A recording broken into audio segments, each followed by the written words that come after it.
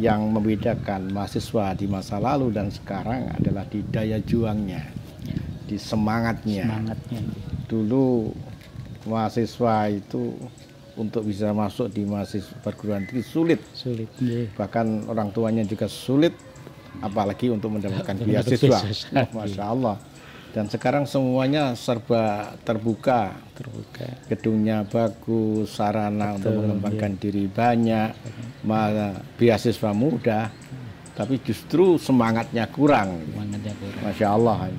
Nah, ini peringatan untuk para mahasiswa. Pertanyaan yang ketiga ini. 4 pertanyaan saja. Monggo ini sambil diunjuk. Yang ketiga, panjenengan termasuk yang membidani Unusida. Kita ingin mendengar perkembangan Unusida dari awal lahirnya, bayinya, dan sekarang sudah mulai bisa berjalan dan belajar lari kelihatannya.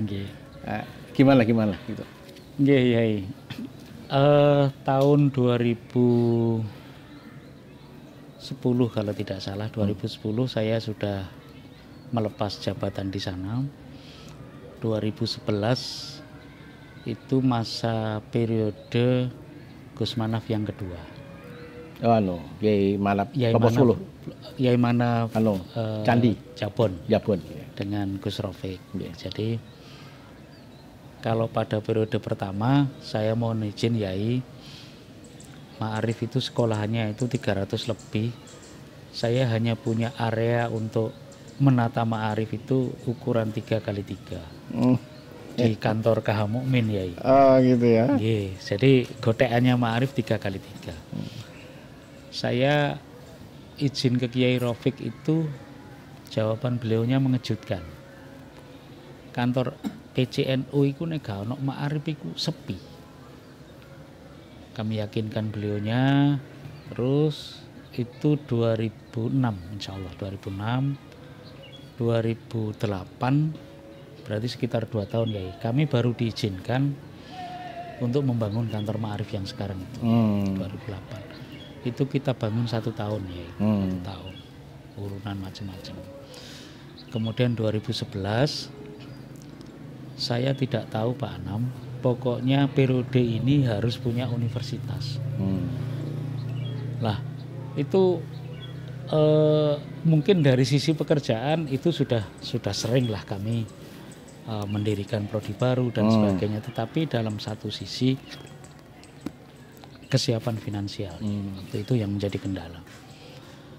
Saya ini salah satu, Pak Hadi ini timnya juga, Pak Ali ini juga timnya. Tim saya ada tim 9 yang di SK oleh PCNU untuk pendirian pada tahun 2011 ya. 2011. Ya.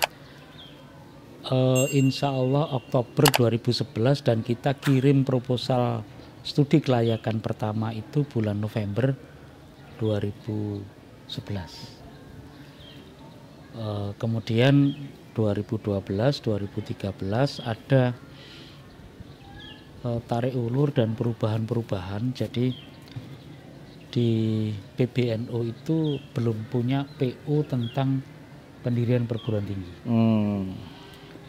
Terakhir setelah beberapa kali revisi, saya catat kemarin itu kalau nggak salah ada sekitar 9 kali revisi ya. 2012, 2013, 2014 bulan Februari kalau nggak salah kami semua dikumpulkan di PBNU. Intinya begini, Pak Nuh akan mengeluarkan izin operasional dari UNU kalau perguruan tinggi baik itu yayasannya atau perguruan tingginya yang menggunakan nama Nahdlatul Ulama harus berbadan hukum PBNU. Sehingga kami mengubah, itu saya ingat bulan Mei kalau nggak salah, bulan Mei semua dokumen kita itu badan penyelenggaranya adalah Perkumpulan Nahdlatul Ulama.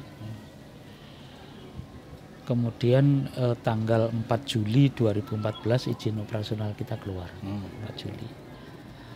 Jadi kan bisa membayangkan izin keluar kita hanya diberi gedung yang di sebelahnya Rahmatul Umat itu.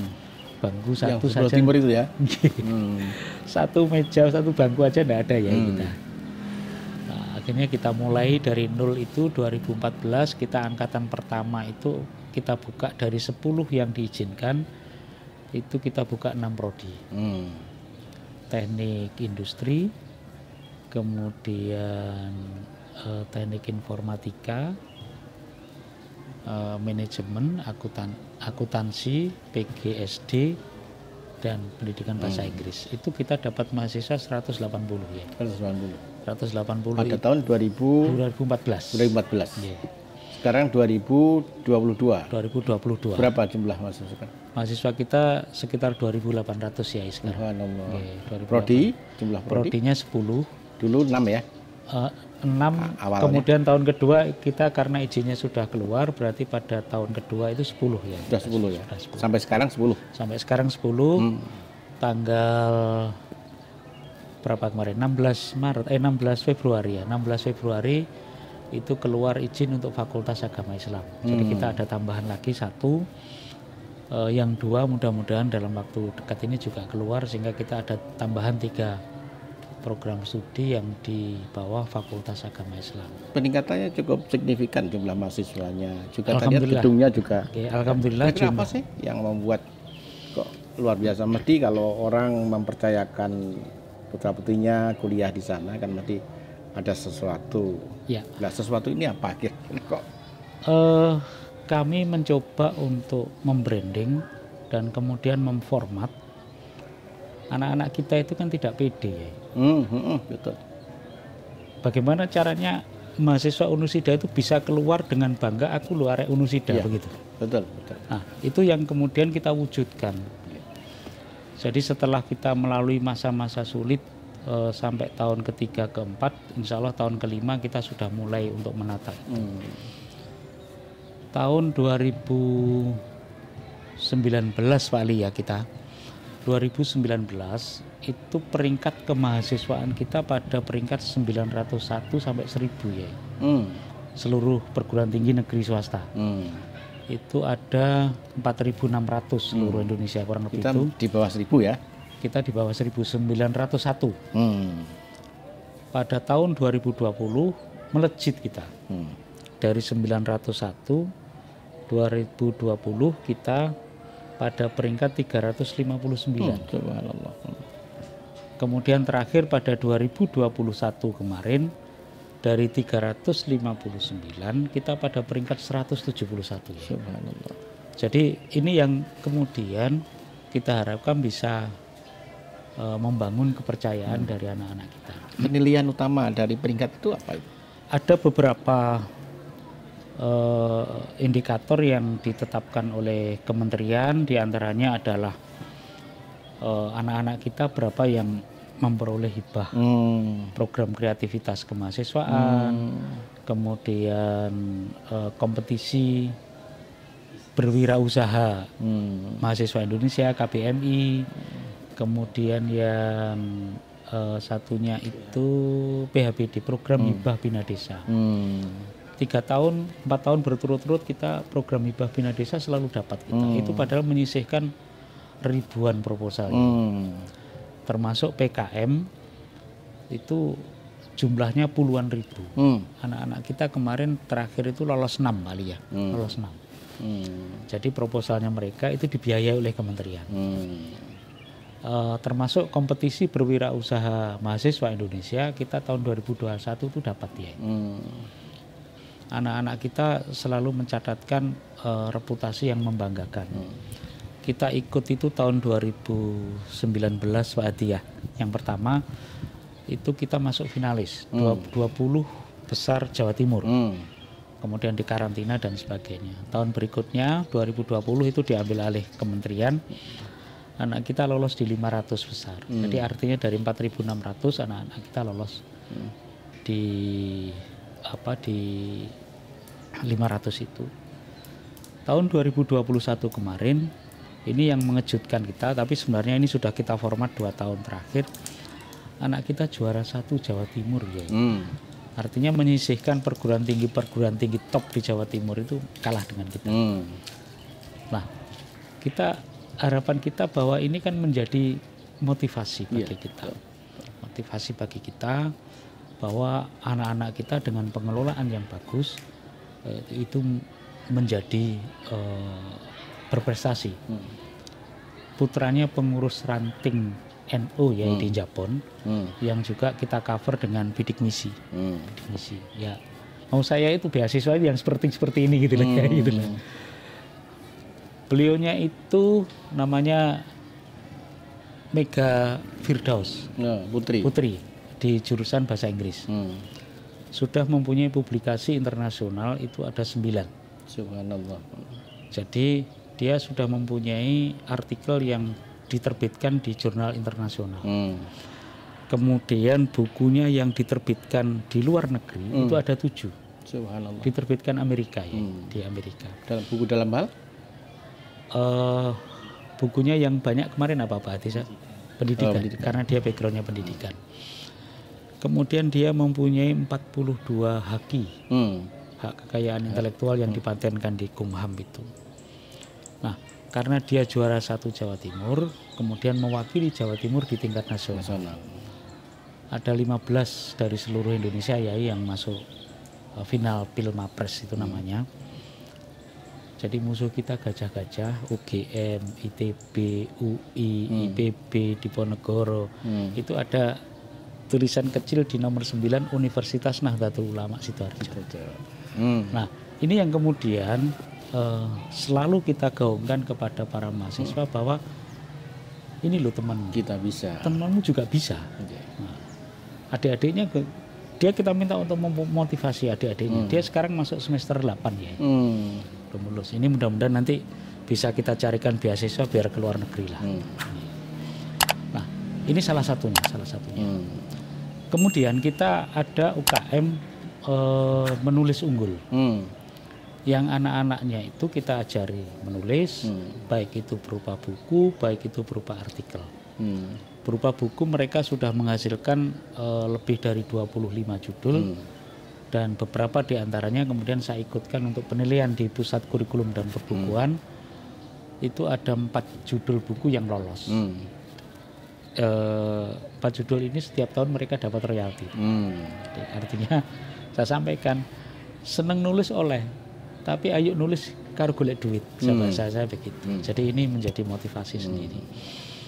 Kemudian dari mahasiswa ini kemudian kita memformat international conference yang itu di luar negeri, di dalam negeri, anak-anak kita itu bisa terlibat. Dan ini yang juga mengejutkan teman-teman yang lain, anak-anak kita ternyata mampu ya. Di EOM Meksiko sekitar 4 bulan yang lalu itu ada 10 paper kita yang lolos. Yang 5 itu adalah papernya dosen, yang 5 ini pure papernya mahasiswa. Ya. Jadi artinya mahasiswa kita itu reputasi internasional sudah. Makanya bahasa kita, kalian itu lo mampu gitu. Buktinya ini diterima gitu. Kemudian tidak hanya di Meksiko, yang terakhir di Dhaka, di Turki, dan di Singapura, anak-anak kita selalu. Dosennya oke, mahasiswanya juga berkompetisi di situ. Jadi reputasi internasional ini yang kemudian kita bangun. Kita bangun, jadi semangat untuk menyampaikan aku mahasiswa Unusida sudah lewat, kita wujudkan kemudian ini loh anak Unusida bisa berprestasi. Jadi itu yang kemudian kita usung. Lah,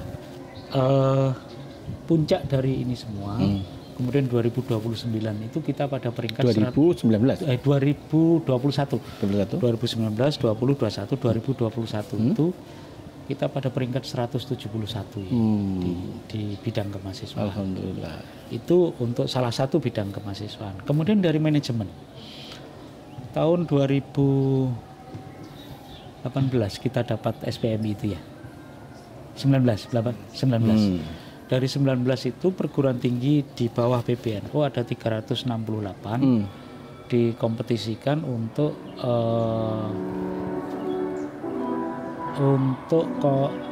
pemberian penghargaan untuk tata kelola sistem penjaminan mutu internal.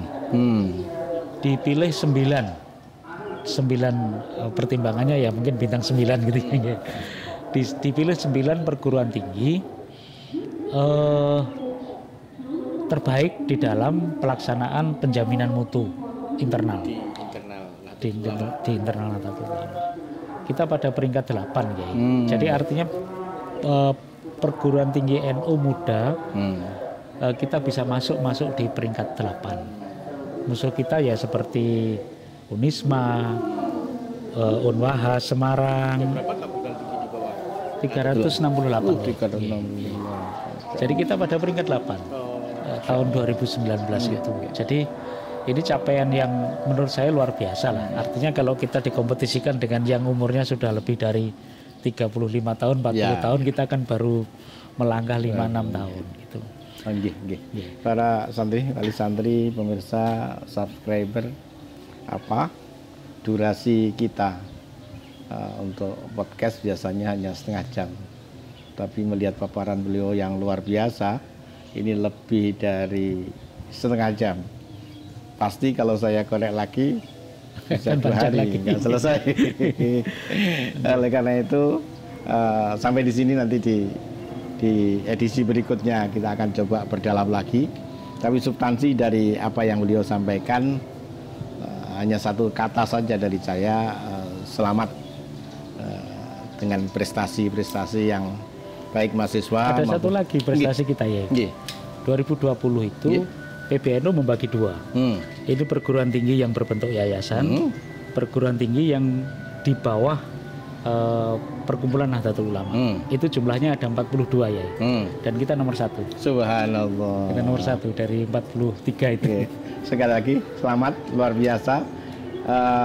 Santri, wali santri, pemirsa, utamanya di Kabupaten Sidoarjo dan lebih luas lagi di seluruh penjuru Indonesia. Kita punya satu perguruan tinggi yang relatif baru, relatif muda, Unusida di Sidoarjo dengan prestasi yang sangat luar biasa. Tentu ini menjadi alternatif bagi kita untuk bisa memberikan pilihan terbaik untuk pendidikan tinggi pada putra putri kita. Untuk lebih lanjut silahkan para santri, wali santri, pemirsa untuk mencoba mencari informasi lebih dalam di webnya Unusida. Di sana tentu ada informasi yang super lengkap dari apa yang kita bahas pada siang kali ini. Terima kasih Pak Fatul. Informasinya luar biasa. Ini membuka wawasan kita tentang Unusida yang barangkali memang perlu terus disampaikan kepada masyarakat. Kadang-kadang kita lupa untuk membagi informasi baik ini kepada banyak orang. Semangatnya bukan hanya untuk mengabarkan kepada masyarakat, tapi lebih penting lagi untuk meningkatkan kepercayaan diri mahasiswa. Saya pernah, adik saya kan di UI, tidak semua mahasiswa UI itu pinter, tapi satu hal yang mereka punya adalah percaya diri. Percaya diri, betul. Itu yang kalau kita anak-anak Unusida, mahasiswa Unusida punya kepercayaan diri dan terbukti bisa bersaing di berbagai level kompetisi, saya pikir akan menjadi sesuatu yang luar biasa ke depan. Terima kasih. Demikian yang bisa kita perbincangkan. Wah, ini ada souvenir ini. Ada souvenir. Terima kasih. Terima kasih. Ada filosofinya itu. 3, 2, 1. Terima kasih. Akhiran, Allahumma baik ila wa mutarik. Assalamualaikum warahmatullahi wabarakatuh. Waalaikumsalam.